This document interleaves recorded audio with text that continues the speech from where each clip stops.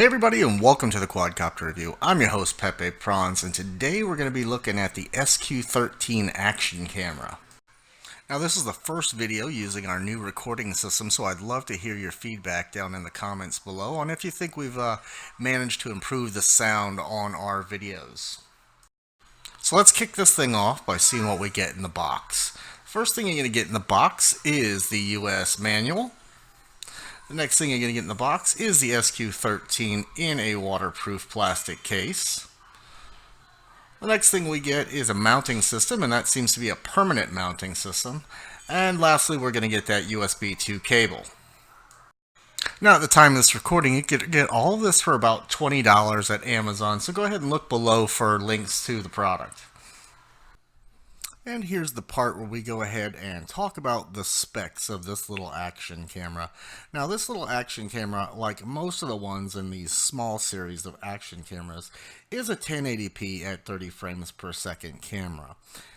It also has a 2.33mm lens with a 150-degree field of view. It also has a 32 gig max micro card capacity, and they want you to use a 6 class or higher. It also is a 3 megapixel camera. You connect to this via Wi-Fi and via the USB cable. If you want to remove the date stamp on this little camera, you're going to do that through the Wi-Fi app that you can download from, I believe, Google and the Apple Store. It is a 5-minute looper camera, so it does film in 5 minutes, stop and restart. Usually you won't see any latency in that. And it is a night vision camera at 5 meters is the distance you're going to get out of that. Now, to give you an idea of what kind of size we're looking at, let's put it on this Armaton Japarula 3-inch. So, as you can see, it's going to fit nice in your 3s or 2s, and it's going to probably work just fine for you on your 5-inch if you want to record some of your racing or your practice sessions. Let's continue to see how this compares to current cameras. We have the SQ10, 11, 8, all of them. We have the Firefly, we have a Mobius Mini, and we have a GoPro Session to look at. Bam! Here's our camera and how it fits. It is just as long as a Firefly, a little bit longer than the SQ11. It is as high as the SQ11, a little higher than the Firefly. And generally speaking, different than your GoPro Session. It really isn't, a contender. It's not a micro. And our Mobius Mini is, of course, longer than all of them, but it is not as high as the rest. And, of course, there's recording quality difference in all of these. Now, if we're looking for something, let's say, for like the GTR 90, my feeling is it might be just a little too heavy for that. You're probably going to feel it compared to like a Firefly or one of the SQ11 style cameras. But the quality, I think, is better than that SQ11. Now let's go ahead and take a look at weight and price. So at the time of this video, you could get a SQ11, SQ16, etc. It's going to weigh 12.4 grams at $20. Look for the links below, of course, on any of these if you're interested. The Firefly camera is coming in at 15.8 grams at about $25, and sometimes there's some deals going on where you can also get that for around $20. And now our SQ13. It comes in at 24.1 grams and is about $20 right now at the time of this video. It, of course, is, like I said, 1080p at 30 frames per second, unlike the Firefly where you can get 60 frames per second. The Mobius Mini is 26.9 grams and costs you around $70, sometimes a little less. And your GoPros are 73 grams and up, and also around $200 and up. And as I said before, probably a little too big if you're wanting to put this on a micro, so it doesn't really count once again. And as I mentioned, if you'd like to see the specs on each one of these individually, you'll find the links below where you can check those out. Now, I kind of overlooked this camera completely because I just thought it was another SQ and about that same kind of size. I didn't realize it was a little bit bigger and a little bit different of a model. But I became interested in this one when one of the subscribers, T-Mac, contacted me looking to have me print some prints for him of mounts for the SQ13. The mounts were horrible, so I went out and bought one so I could redo a whole new mount. So we created this mount. I tested it. We sent it to T-Mac. He's loving it too.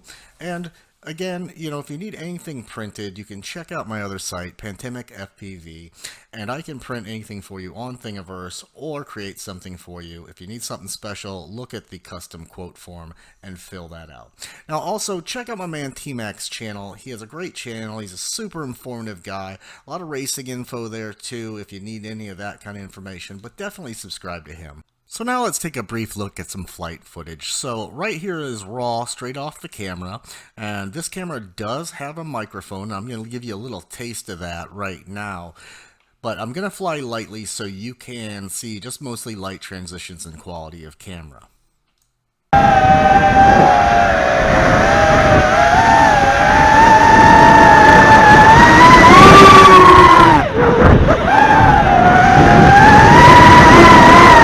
So as you can see there, it does have an effective microphone. I didn't filter that microphone at all, so it has a little bit of wind noise in it, but it's actually not quite as bad as an SQ11 or a Firefly. Both those are pretty horrible sounds, so this one's not bad, and I think you could get away with leaving your sound if you like that and you like people to hear all of your changes in your speeds and such.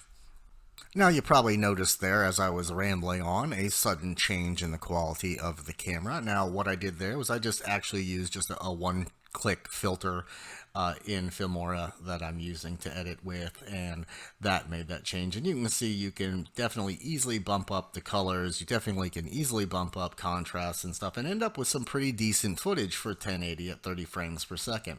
It's pretty balanced, I think. I'm not getting a lot of weird shaking or jelloing at all.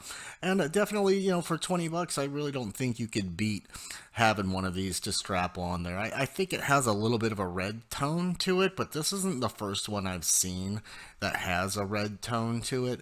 But as always, guys, you got to remember most people aren't watching YouTube in high def. They are watching it in 1080 and stuff. If they don't go in that gear and change it, it's not going to be changed.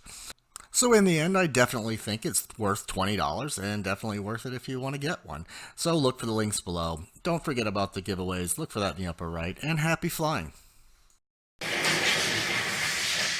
Hey guys, thanks for stopping by and checking out the Quadcopter review. If you want to see more interesting reviews on FPV related stuff, take a look up here in the old right corner right there.